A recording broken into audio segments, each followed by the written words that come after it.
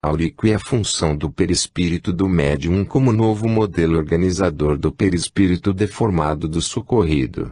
Além do magnetismo normal do perispírito do médium, o ectoplasma abundante exalado pelo duplo etérico contribui para a revitalização e o retoma a forma perispiritual original do atendido.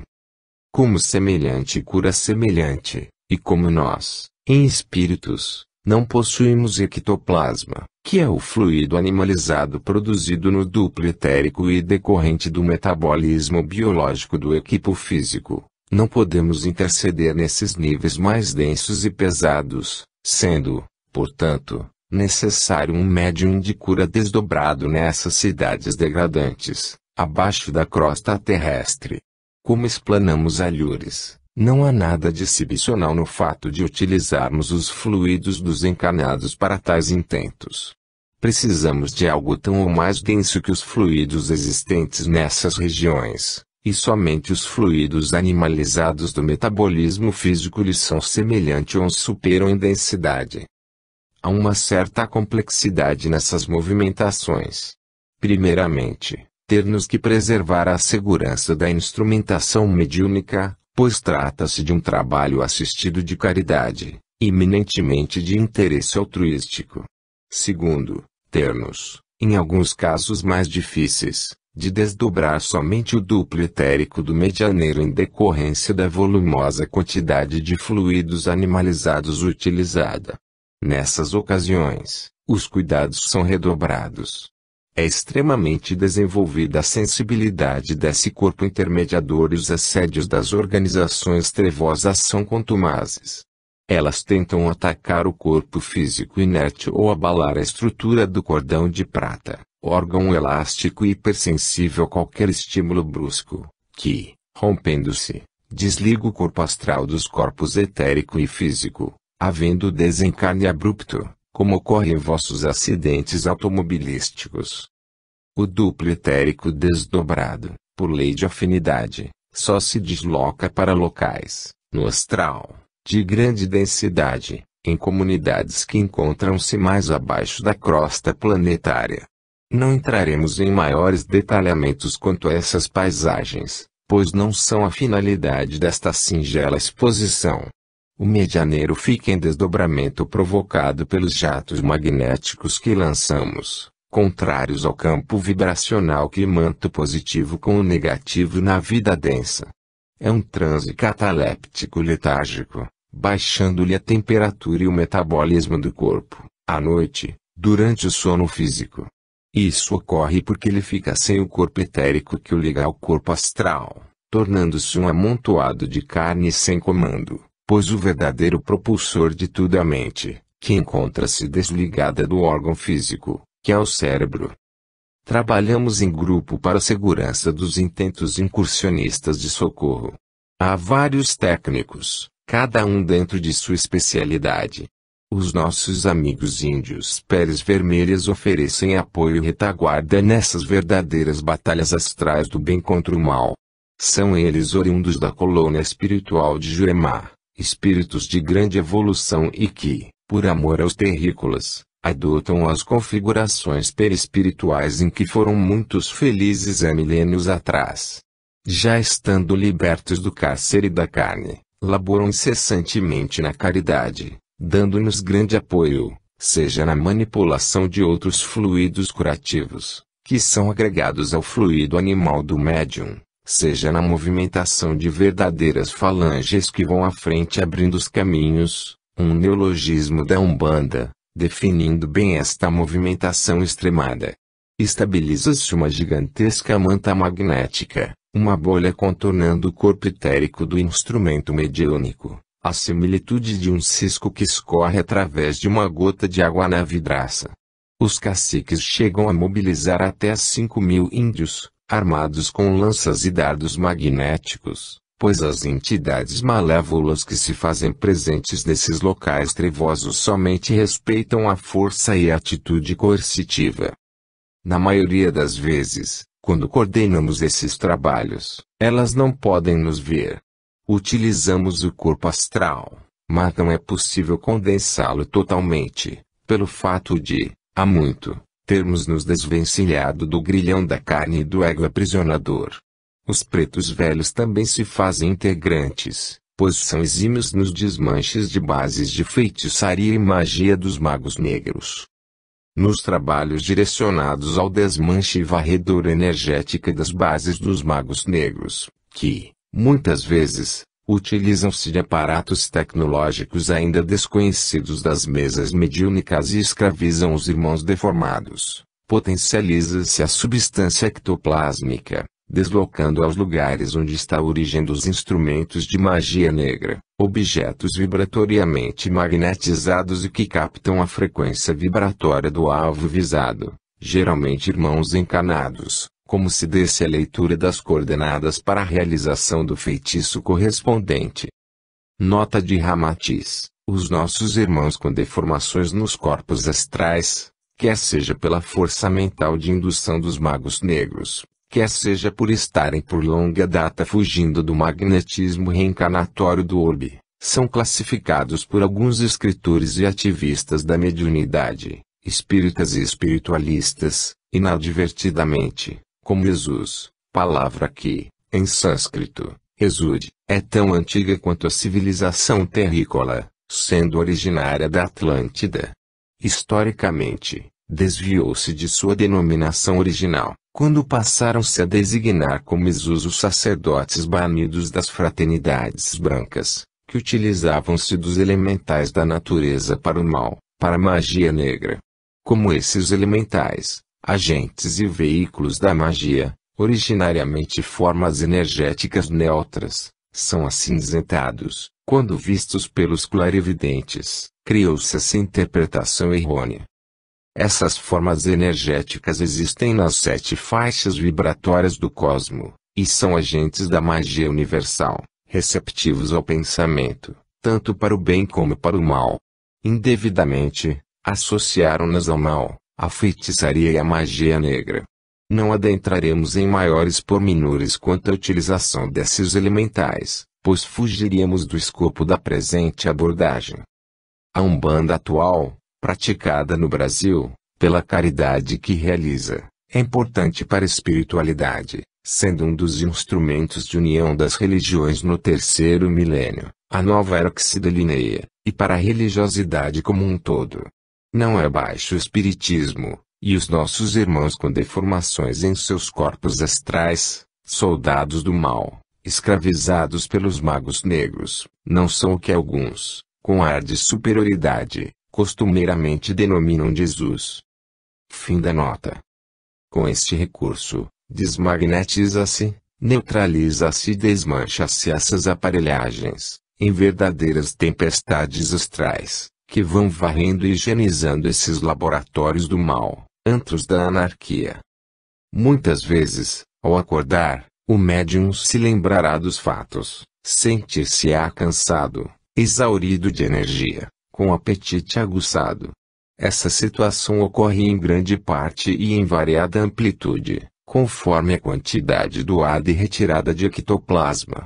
É um acontecimento natural, facilmente resolvido com a ingestão de água, sucos, comestíveis ricos em carboidratos e glicose e, se possível, um repouso a contento, que nem sempre é viável, pois nosso obreiro, às vezes, tem a labuta do dia seguinte pela frente.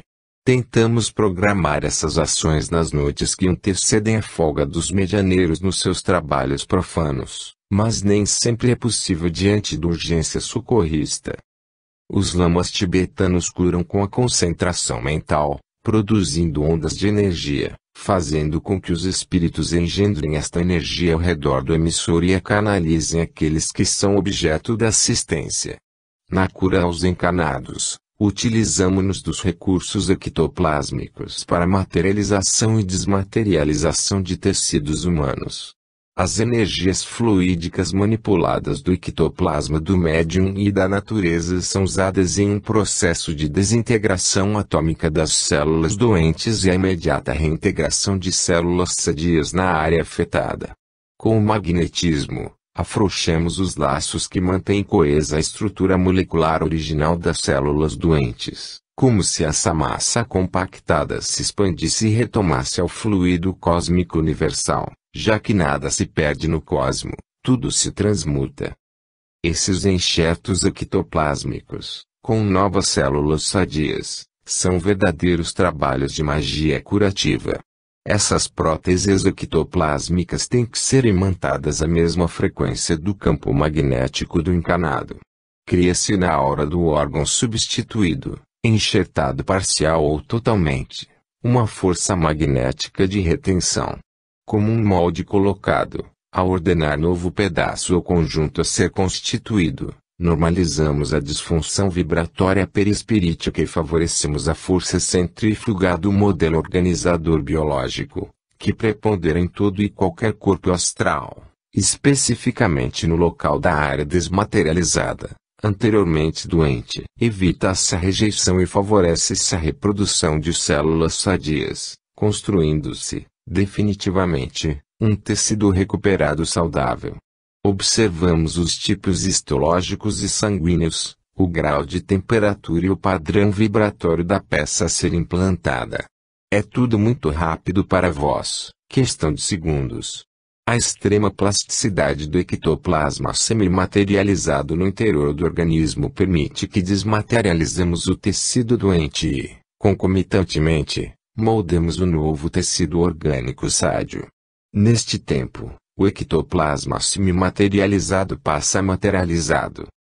Esses procedimentos, ainda desconhecidos de vossa ciência médica, já dão sinal em alguns laboratórios terrícolas de pesquisa científica. A criação de pedaços ou até órgãos inteiros, dentro do corpo de uma pessoa doente, a partir do uso de próteses biodegradáveis, de uma cultura das mesmas que células do órgão afetado pela moléstia, respeitando-se a lei das correspondências vibracionais, que é entre os semelhantes, e evitando-se a rejeição, já é uma realidade. Com o auxílio de vossos computadores, os médicos terrenos já conseguem projetar essas próteses naturais, que são absorvidas pelo corpo do paciente quando da formação de novas células saudáveis, e, através de sua reprodução, acabam ocupando o espaço da própria prótese, que se biodegrada. Nessas operações espirituais de cura, magia do magnetismo curador, também nos utilizamos de aparelhos polarizadores para novas técnicas ainda desconhecidas das mesas mediúnicas, por onde jorram luzes de cores variadas. A luz branca alivia as dores, acalma e neutraliza os miasmas, a vermelha auxilia nas trocas magnéticas, do positivo para o negativo e vice-versa, reequilibrando as polaridades em vosso plano e anulando células cancerosas. O verde, em seus diversos matizes, elimina os coágulos e evita as tromboses. O amarelo vibrante, tendendo ao alaranjado e dourado, higieniza o corpo astral e regulariza todas as cargas desequilibradas em suas polaridades, além de exterminar os miasmas e as imantações de feitiços. E, na transmutação de todos os fluidos manipulados, seja os do médium como os da natureza, alguns provenientes de outros orbes e de outras estrelas do infinito cósmico, está o violeta. Nessas manipulações cromáticas de cura, as nuances são infinitas, proporcionais às escalas do cosmo. Em todas essas ações da magia do magnetismo de cura, está o imenso amor de Deus, a divindade suprema que nos guia a todos. E através do seu maior representante na aura terrícola, o Cristo Jesus, temos os exemplos grandiosos de cura. É inesquecível a cura definitiva de um leproso. Jesus se deslocava para Jerusalém, quando 10 leprosos vieram ao seu encontro e pediram compaixão ao Mestre. Jesus, ao vê-los, disse: "Ide apresentar-vos aos sacerdotes", e, no trajeto, os 10 ficaram curados das chagas leprosas. Somente um, ao perceber que estava curado, voltou para agradecer a Jesus, e o Mestre lhe disse: "Levanta-te e vai, tua fé te curou." Muita paz e muita luz. Ramatiz. Nota do médium. A magia fez parte de todas as religiões e raças de que se tem conhecimento na história da humanidade. Quanto aos feitiços e amuletos colocados à frente das portas, nas encruzilhadas e nos cemitérios e túmulos, encontramos na Grécia Antiga um trecho de Platão, Leis, livro 11, que diz o seguinte: há entre os homens duas espécies de malefícios, cuja distinção é muito embaraçante. Uma é a que acabamos de expor, claramente, quando o corpo prejudica o corpo, pelos meios naturais. O outro, por meio de certas práticas, de encantamentos e daquilo que é chamado de ligaduras, aos que empreendem fazer mal aos outros, que assim lhes podem fazer e os que, empregando essas espécies de malefício, realmente os prejudicam. É muito difícil saber ao certo o que nisto há de verdadeiro, e quando se soubesse, não seria mais fácil convencer aos outros. É mesmo inútil tentar provar a certos espíritos, fortemente prevenidos, que não devem se inquietar com pequenas figuras de seres, que tivessem posto à sua porta, ou nas encruzilhadas, ou no túmulo de seus antepassados e exortá-los a os desprezar, porque tem uma fé confusa na verdade destes malefícios. Aquele que se serve de magia, de feitiços e de quaisquer outros malefícios desta natureza, com o fito de prejudicar prestígios, se for adivinho ou versado na arte de observar prodígios, que morra. Se, não tendo nenhum conhecimento dessas artes, estiver convicto de haver usado malefícios, o tribunal decidiria o que deve sofrer na sua pessoa ou nos seus bens. O que Platão chama de ligaduras são imantações magnéticas na mesma frequência do alvo visado, que, efetivamente, pegam nos seus pontos fracos, brechas vibratórias, se o atingido não tiver uma conduta reta, de elevada moral e uma fé robusta. No que tange à participação dos pretos velhos nas mesas mediúnicas, exímios nos desmanches de bases de feitiçaria e magia dos magos negros, segundo Ramatiz, recentemente tivemos uma experiência um tanto incomum. Manifestou-se num trabalho mediúnico, através da psicofonia, um mago negro, exímio manipulador destas forças ocultas e hábil feiticeiro, que escraviza outros irmãos com deformações perispirituais, que, obrigatoriamente, se tornam seus guardas e as seclas do mal, numa verdadeira legião. Durante o diálogo estabelecido com o doutrinador, os mentores que dão apoio ao grupo, muitos sendo índios, caboclos e pretos velhos, procederam ao desmanche com varredura ectoplásmica do trabalho de rua, que tinha sido feito por encomenda em encruzilhada. Igualmente, foi retirado o amuleto imantado de um túmulo no cemitério, onde encontrava-se uma pobre entidade sofredora presa aos despojos carnais, não conseguindo desligar-se por causa da ação magnético-vibratória contínua e pertinaz do amuleto, que lhe tinha sido colocado minutos antes da descida do caixão à tumba mortuária. Esta irmã foi trazida por um médium de transporte até a mesa, procedendo-se o choque fluídico despertador ao seu esclarecimento e socorro. A pobre irmã, imantada aos despojos cadavéricos, era torturada, ininterruptamente, por um bando de malfeitores e soldados daquele mago negro. Após a manifestação do líder, feiticeiro do astral, e do resgate da irmã enfeitiçada, fez-se presente o mandante do feitiço, espírito ainda encarnado, desdobrado, manifestando-se em psicofonia num dos médiuns. O dirigente doutrinador, não percebendo a amplitude do trabalho, talvez pelo pouco conhecimento teórico de magia negra, e conhecendo somente as obras básicas de Kardec, manteve-se inativo, em silêncio, faltando-lhe argumentos diante da situação inusitada, até que um preto velho, através de outro médium, apresentou-se em auxílio, iniciando o diálogo direto com o mandante cruel da feitiçaria, e doutrinou-o no seu linguajar típico, com enorme magnetismo, conhecimento de causa, bastante energia e ênfase. O dirigente ficou durante o tempo da conversa como um mero observador. Todo o desencadeamento deste trabalho socorrista de desmanche de despacho e amuleto, instrumentos de magia e feitiçaria do mago negro contratado por mandante ainda encarnado, Foi consequência do apelo de um filho da pobre mulher torturada pelo feitiço, desencarnado ainda muito jovem. Não nos foi dado saber os motivos que levaram a todo aquele ódio, ressentimento e dor entre os envolvidos. A lição que prevaleceu é que a espiritualidade nunca nos deixa desassistidos, agindo por misericórdia e, em muitos casos, por intercessão de um espírito merecedor, independente do arrependimento ou do perdão dos envolvidos, que continuarão as suas caminhadas evolutivas e, com certeza, a saldar seus débitos na balança kármica em outros momentos existenciais. Fitoterapia astral, cura milenar. As fraternidades iniciáticas de outrora eram bastante criteriosas no acesso de novos discípulos e aprendizes.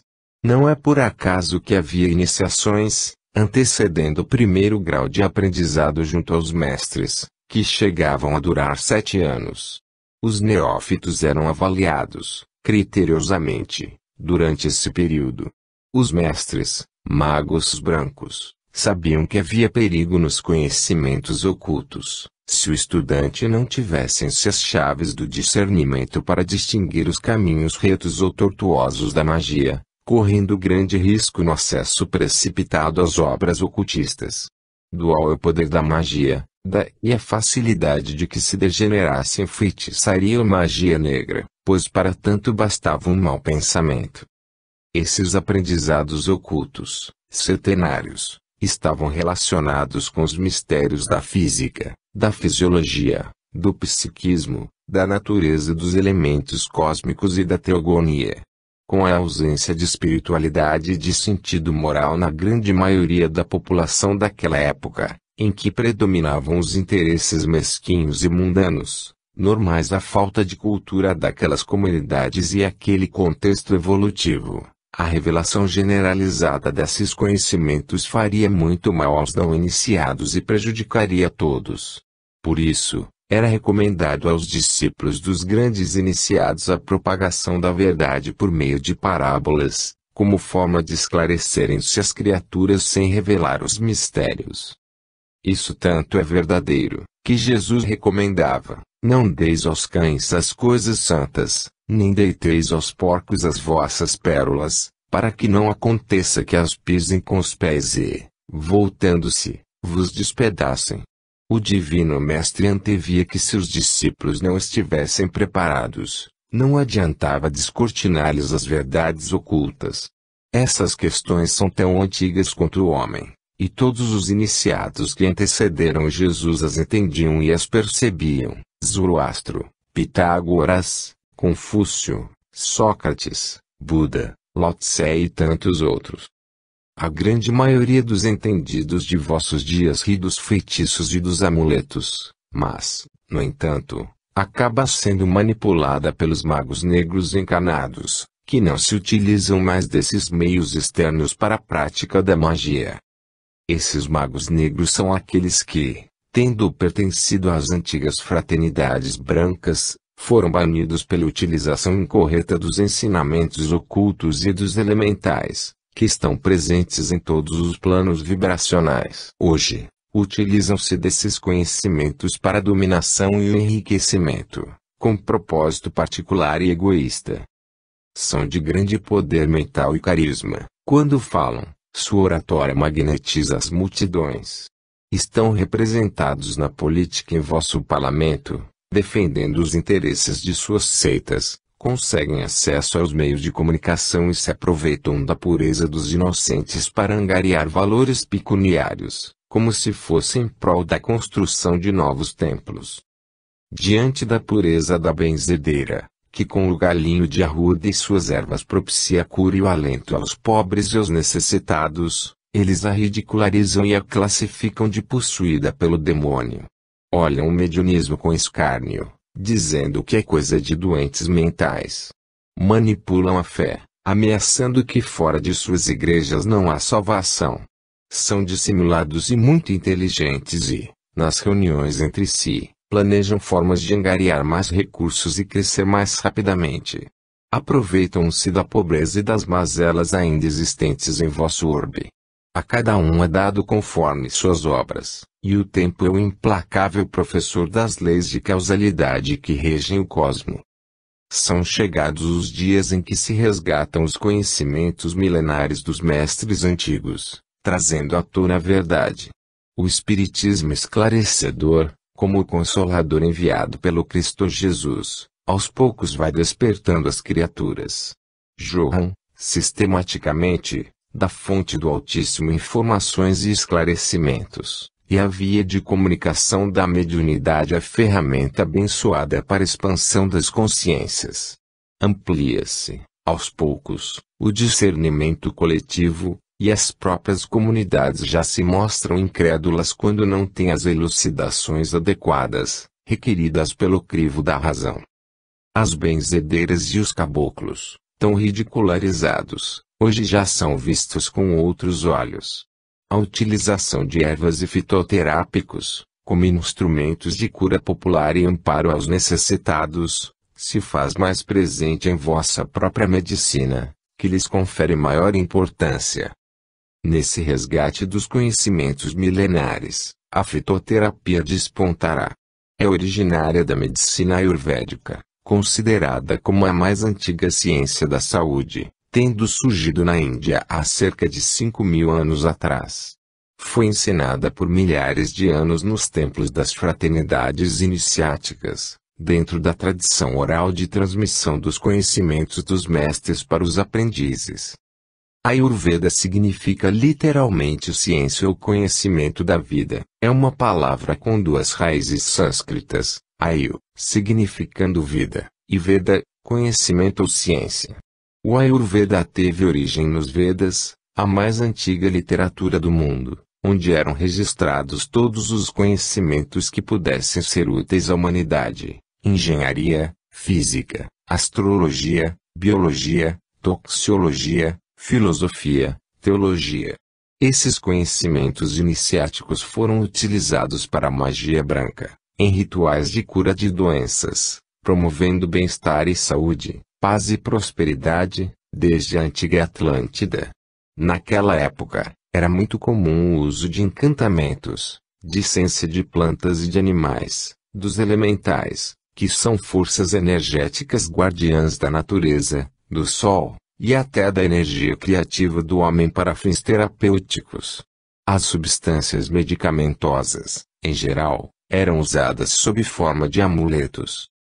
Após vários milênios de predominância, essa magia extinguiu-se durante os séculos X e XII, quando o norte da Índia sofreu repetidos ataques e invasões muçulmanas, que acabaram por destruir ou incendiar bibliotecas e assassinar monges e jovens mestres iniciados.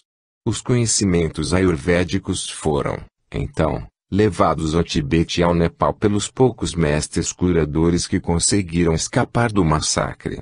Hoje, raros textos são preservados na tradução tibetana, pois muitos pergaminhos foram totalmente destruídos no interior dos templos, desta vez durante a recente invasão chinesa. Atualmente, resgata-se a arte e a ciência ayurveda entre os indianos, tornando-se um dos sistemas médicos conhecidos naquele país. A Ayurveda é a ciência da vida e, por conseguinte, da saúde. Sob esse ponto de vista, cada criatura tem características próprias, como se fosse uma energia individual. Assim como a mente, as emoções e os sentimentos são únicos e, ao mesmo tempo, estão em permanente mutação. O meio externo muito influencia o interno, atrapalhando o vosso equilíbrio e ocasionando alterações na constituição natural. Quando compreenderdes os fatores que causam desequilíbrio, podereis eliminar as causas e voltar à constituição original. Equilíbrio é a ordem natural das coisas e desequilíbrio é a desordem. Saúde é a ordem e doença é a desordem. Vosso corpo, no conceito hermético, é um microcosmo, à semelhança do macrocosmo. Encontram-se em constante interação os diversos campos energéticos que, interiormente, o constituem e, exteriormente, o cercam. Uma vez entendendo a natureza e a estrutura dessas correspondências, que devem estar em harmonia como tudo no cosmo, e não em desordem, podereis restabelecer e manter o equilíbrio. Os princípios ayurvédicos se baseavam em vossa composição energética. Todo ser humano é uma criação do cosmo, com duas energias, energia masculina, ou positiva, e energia feminina, ou negativa. Vossa constituição estrutural é como se fosse resultante da combinação dos elementos da natureza, ar, fogo, água e terra. Esses quatro elementos se manifestam, representando o vosso aspecto funcional. Essas forças estão presentes em todas as células, tecidos e órgãos de vosso corpo, onde há diferentes combinações, em várias proporções, igualmente nos 7 tipos de corpos mediadores, mencionados alhures, que compõem uma estrutura do ser. A saúde só é alcançada quando todas essas forças estiverem equilibradas. Mais adiante abordaremos a constituição do indivíduo, sua relação com os 4 elementos da natureza e sua importância como ferramenta de autoconhecimento, tão necessário para o exercício da mediunidade. Existem vários tipos de tratamentos ayurvédicos, que incluem aromaterapia, desintoxicação, alimentação, exercícios, respiração, fitoterapia, massagens, yoga, meditação e musicoterapia. A combinação de alguns desses métodos, dependendo do tipo corpóreo e do objetivo desejado, traz o equilíbrio. A fitoterapia é baseada nas plantas e ervas. Esses princípios da natureza são organismos vivos e suas estruturas são engenhosas. Suas propriedades farmacológicas e energéticas propiciam a cura, pois, vibratoriamente, são semelhantes e se encontram em correspondência com os 4 elementos da natureza e, consequentemente, com a vibração do corpo humano, ocorrendo a ação profilática e curativa de forma natural. Esses princípios são muito utilizados, intuitivamente, pelas benzedeiras e pelos caboclos do interior de vosso país. Na Umbanda, utiliza-se, frequentemente, os banhos de ervas maceradas para o descarrego e limpeza. Através das substâncias fitoterápicas contidas nessas plantas, projetam-se forças amorosas em frequência vibratória dinamizada pelos espíritos assistentes. Polarizam-se os chakras despolarizados e removem-se os miasmas e fluidos deletérios da aura do assistido. Como são energias e fluidos mais densos, geralmente originados por maus pensamentos, que são tipo de feitiço, os princípios naturais contidos nas ervas agem removendo-os, por sua densidade e semelhança com os elementos da natureza.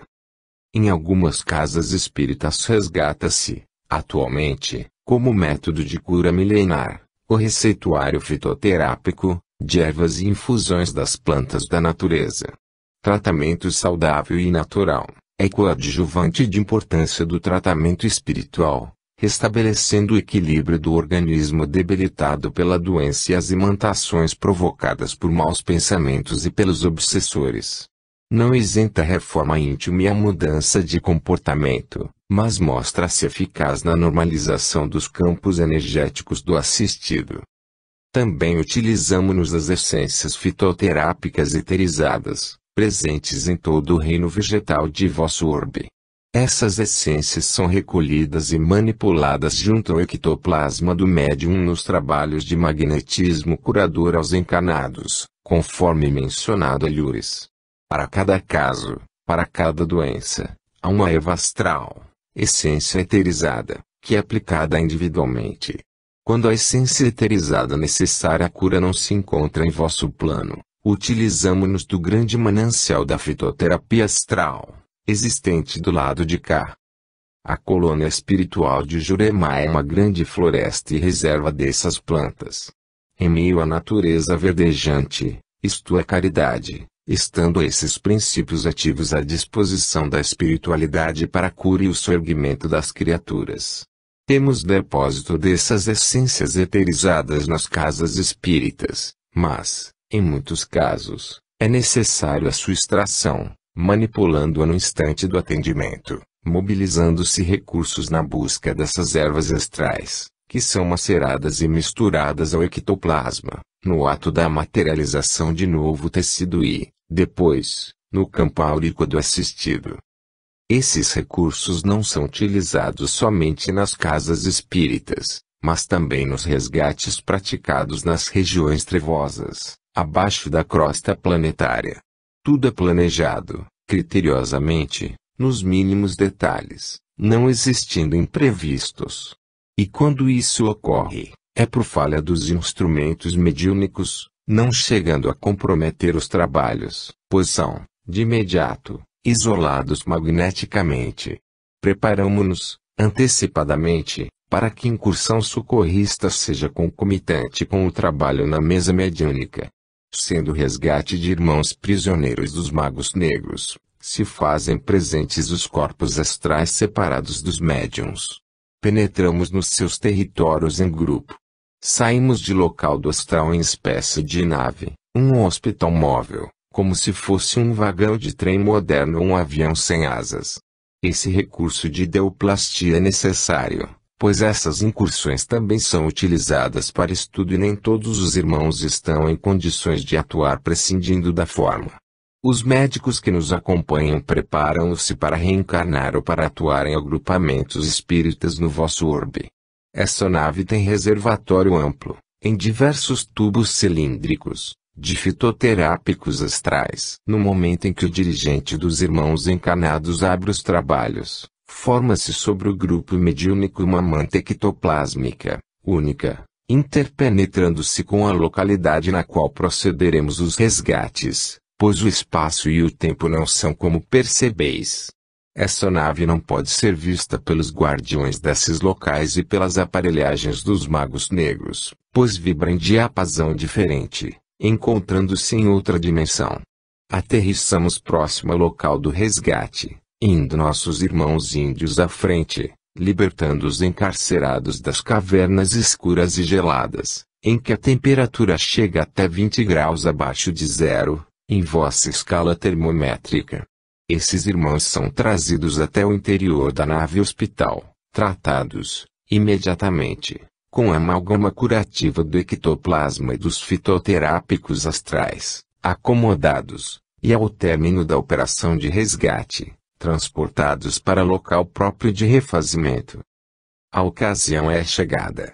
É momento de revelarem-se os mistérios milenares, que, aos poucos, vão se desfazendo, como um véu que cai, liberando e simplificando esses conhecimentos iniciáticos para a cura dos terrícolas, através de um processo gradativo, pois não se deve contrariar a capacidade de compreensão inerente ao estágio evolutivo de vosso orbe.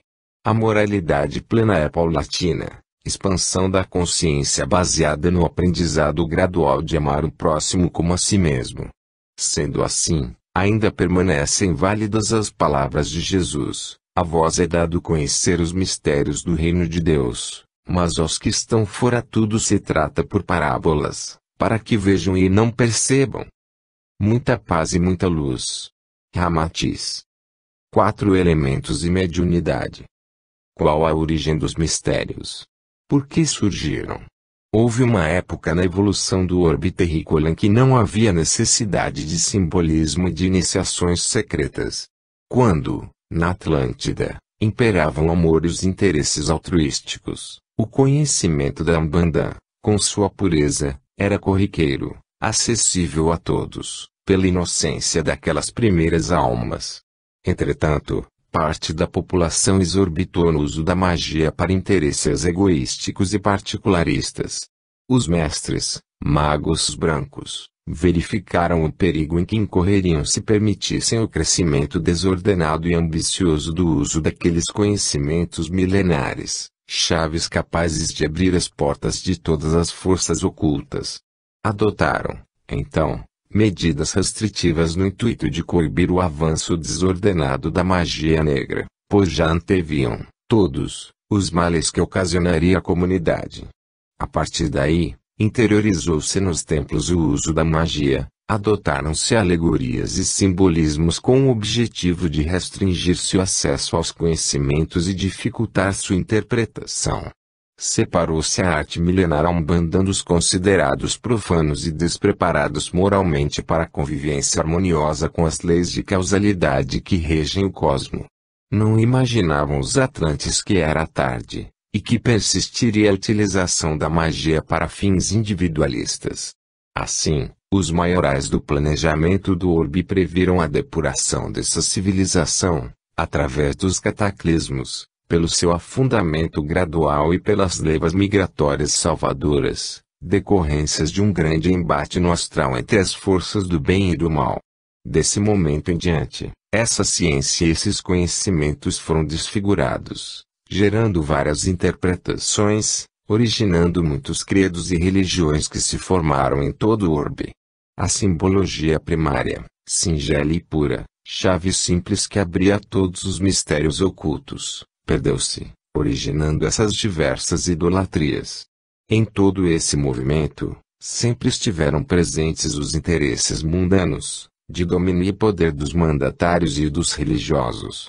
O sentimento de fé, atrelado às religiões, foi ferramenta de interesses escusos e materialistas em toda a história da humanidade.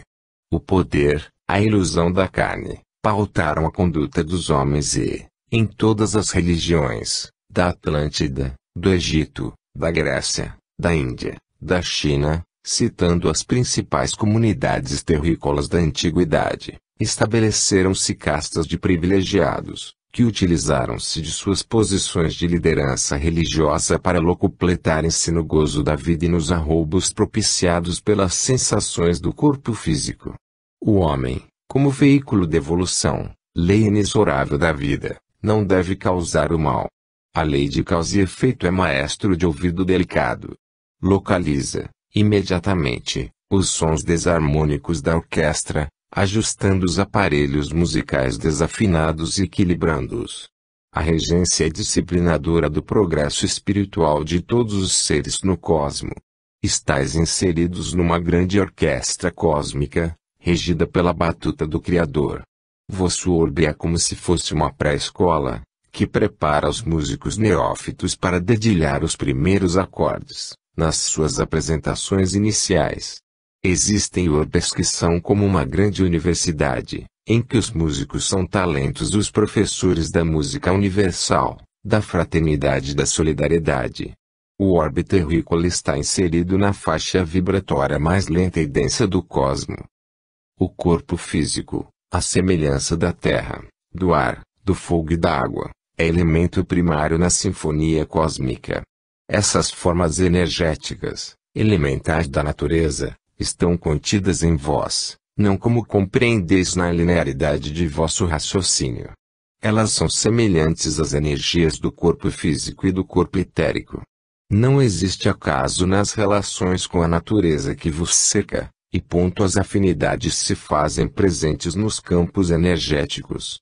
Observa que a água é fundamental à existência. Os alimentos que nutrem a organização fisiológica vêm da terra. O ar que respirais é vital como combustível, e não conseguireis ficar mais do que alguns minutos sem respirar e, em relação ao fogo, ao sol, imaginai se vosso orbe estacionasse no movimento rotatório, haveria o caos. Esses elementos correspondentes ao vosso campo vibracional não se encontram em todos os orbes. Os mais adiantados que a Terra, aparentemente áridos e sem vida aos vossos olhos, têm comunidades e civilizações mais evoluídas. Não as enxergais por se encontrarem em faixas vibracionais diferentes, com outros elementos, como se fossem em outra dimensão. Os habitantes dessas paragens, não tendo mais necessidade das formas energéticas tensas, habitam as cidades em corpo astral, pois não precisam mais utilizar-se do invólucro carnal e do corpo etérico. A sabedoria do Criador ainda vos é de difícil entendimento. Haveria sentido, todos esses planetas sem vida? Ou achais que estão à vossa disposição, que foram criados para serem explorados em suas riquezas minerais por vossas naves espaciais? A vida isto em todo o cosmo e o Pai, a divina sabedoria, cria, ininterruptamente, sendo seu amor infinito para com suas criações. Os homens se iludem com as naves espaciais e as viagens interplanetárias. O tempo e o espaço não são lineares, e partem de uma premissa inadequada para as incursões no cosmo. As viagens astrais, que alguns já fazem no presente, serão comuns no futuro, quando os homens tiverem interesses altruísticos e a física terrena desvendar os mistérios dos 7 corpos mediadores do espírito e dos campos vibracionais correspondentes interpenetrados. Retomando as formas energéticas da natureza, podemos dizer que, outrora, elas eram utilizadas em rituais de magia branca, quando os mestres reuniam-se em grupos de 4 para avaliar os aprendizes, baseados na simbologia dualista dos 4 elementos: terra, ar, fogo e água. Sentavam-se juntos em volta de uma mesa de pedra e, através da frequência vibratória e energética do analisado, obtida através de um fio de cabelo ou de pedaço de unha do neófito, procediam a um ritual de magia branca com esses elementais. Essa mesa granítica era imantada às formas energéticas da natureza. Era desenhado na sua superfície um quadrado, subdividido em 16 quadrados menores. No alto do quadrado maior, estaria o elemento ar, na base, o elemento terra, no lado esquerdo, o elemento fogo e do lado direito, o elemento água. Colocavam 4 pequenas pedras sobre a mesa, imantadas à frequência vibratória do analisado, obtida pelo fio de cabelo ou da unha. Invocavam, mentalmente, os elementais da natureza e, por um mecanismo de afinidade com a imantação da mesa, essas pedras movimentavam-se, parando em 4 quadrados menores, dos 16. Com a posição obtida por cada pedra, os mestres elaboravam o mapa da psique do aprendiz, analisando e confrontando com as suas avaliações individuais, decidindo se ele tinha condições de galgar outros graus de ensinamentos. O aprendiz, candidato aos conhecimentos ocultos, não poderia estar centrado em um único elemento. Teria que haver o equilíbrio entre 2, no mínimo. O fogo simbolizava a decisão, a autoconfiança, o entusiasmo e a paixão. Quando esse elemento predomina, o homem se consome nas próprias atividades, é por demais ativo e irrequieto, impulsivo, e os seus desejos insaciáveis o tornam insensível. A água é a sensibilidade, a intuição.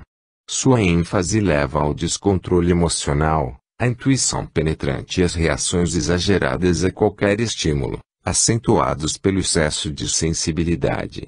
O pragmático, pé no chão, preocupado com as questões materiais, excessivamente ligado ao trabalho, lógico e com dificuldade nos relacionamentos que exigem emoções, está ligado ao elemento terra.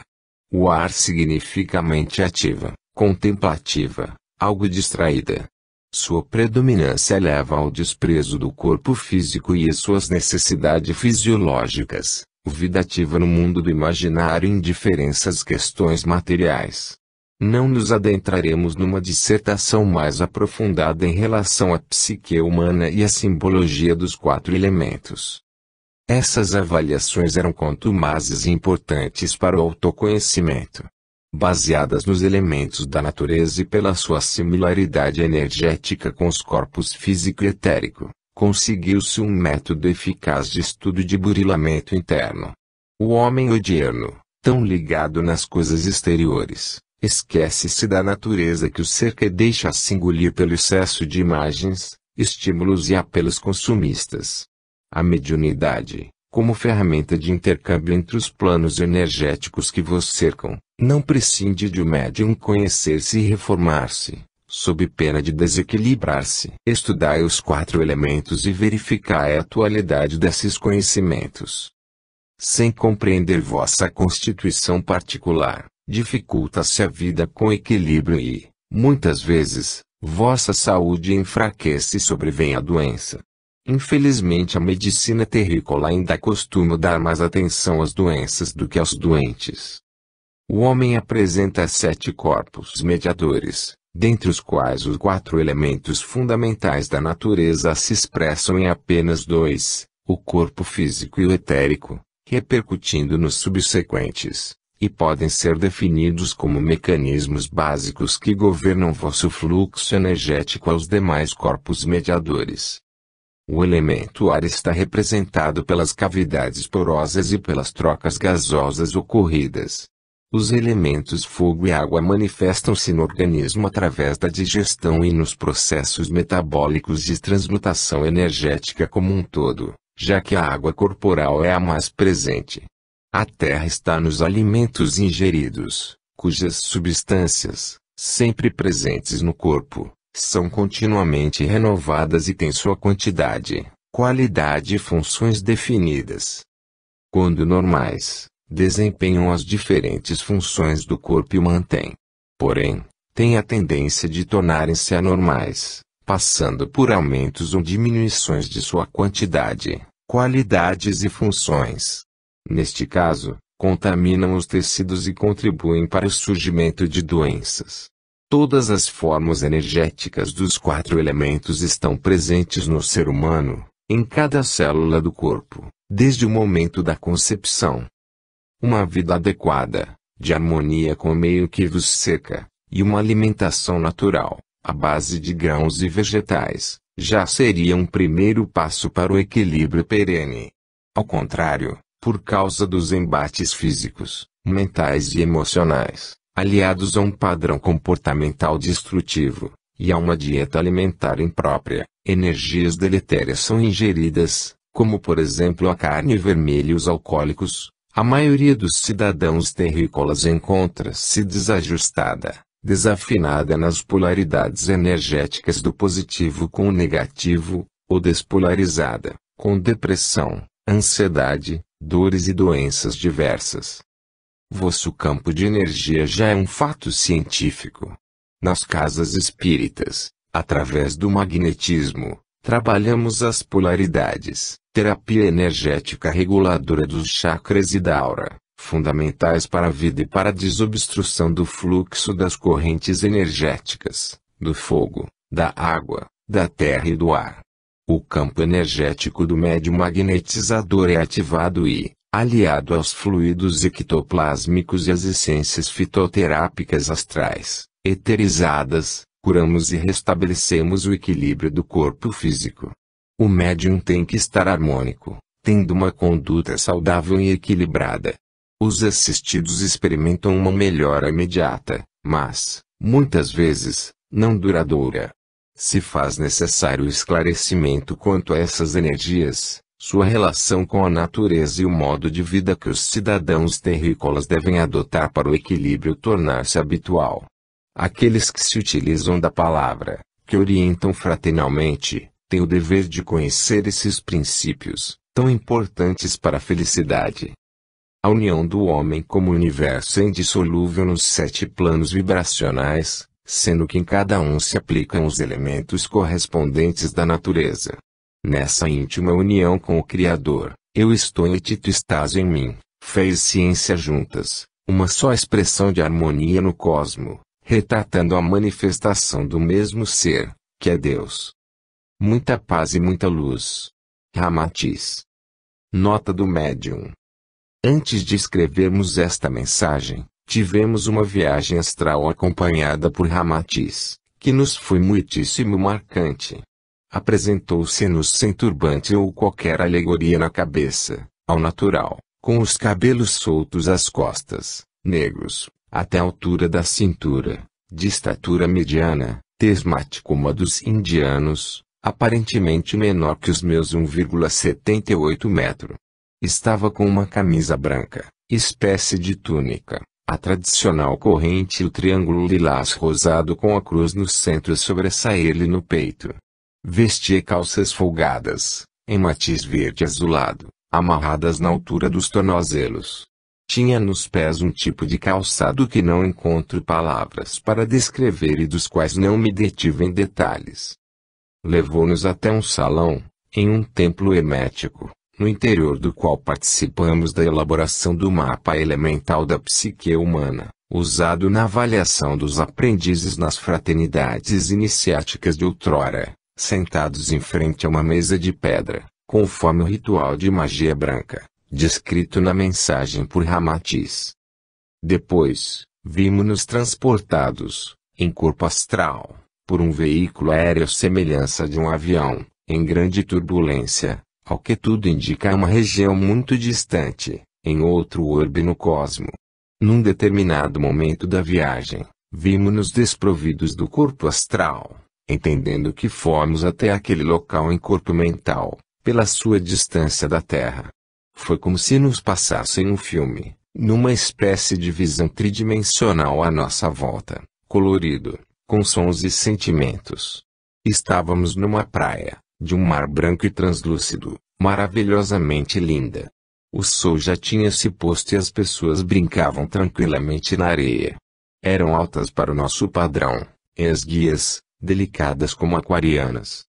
Ramatiz explicou-nos que todos eram magos, inclusive as crianças, exímios transmutadores das energias ocultas e dos elementais da natureza. Eram como se fossem os Atlantes que vieram para a Terra, no seu planeta original, em que o amor e os interesses altruísticos são um modo de ser. Pediu-nos para que observássemos a paz e o equilíbrio com os elementos da natureza ali presentes, a água no mar, a terra na areia, o ar que respiravam e o fogo do sol, que ainda mantinha sua irradiação. Chamou-nos a atenção a motricidade, pelos movimentos ágeis e a cognição daquelas pessoas, muito além das que temos nestes corpos terrícolas.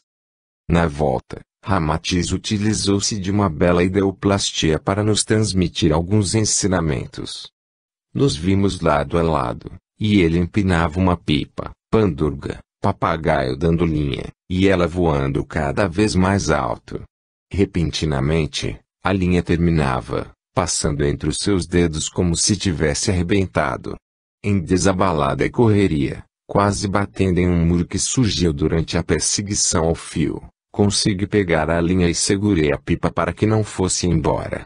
Voltei à presença de Ramatiz e ela pediu-me para amarrar a linha num galho de árvore que estava próximo.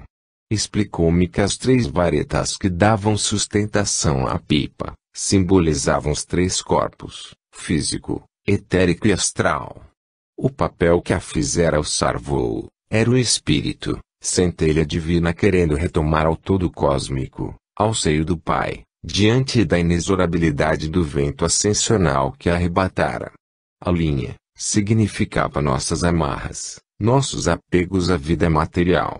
Mostrou-me que para libertarmos-nos, temos que deixar a pipa alçar-se a altitudes maiores. O muro em que quase bati, era outra faixa vibratória, que pelo nosso atual estágio evolutivo, ainda não nos é permitido ultrapassar. Minha desesperada corrida para segurar a linha foi decorrência dos meus apegos, ainda presentes nesta encarnação, e dos quais devo libertar-me. Quando olhei para a árvore, não encontrei mais a linha presa, e a pipa planar no céu. Perguntei a Ramatiz o que houvera e ele me disse que aquela alma, ali simbolizada, tinha partido junto ao vento do Criador, retomando ao todo cósmico como espírito angélico. Ramatiz ainda passou-nos outras informações para melhorar o intercâmbio mediúnico, pertinentes aos trabalhos que iremos desenvolver juntos, e que não estamos autorizados a divulgar. Deixou-me suavemente no corpo físico, despertei no exato instante do acoplamento, lembrando-me perfeitamente de toda a experiência. Não tenho palavras para descrever a paz, a segurança e o amor ao lado de Ramatiz. Fiquei com uma certa melancolia saudosista, pois não queria retomar. Eucrístico. O amor universal crístico, oriundo de Deus, está introduzido em vosso orbe pelos ensinamentos deixados por Jesus de Nazaré. É a denominação sideral do amor livre de quaisquer amarras, religiões, raças, aspectos doutrinários ou filosóficos, independendo de interesses particularistas ou de grupos. O crístico ama a todos, é solidário e fraterno, receptivo aos diversos caminhos que o levam ao alto, ao encontro com a divindade, que é o Pai. O Cristo Jesus em nenhum momento foi separatista, fundou igreja ou instituiu sacerdócio. Jesus nunca pertenceu a qualquer sacerdócio oficializado, o que até hoje desagrada aos religiosos. Ele ensinou as verdades divinas que transformaram o mundo, estando fora de qualquer clero, independente, universalista, tendo angariado os continuadores de seu sublime ministério os homens do povo. Para o Divino Mestre, o verdadeiro sacerdócio dependia da bondade dos sentimentos e das obras concretamente realizadas. Jesus esclarecia com suas palavras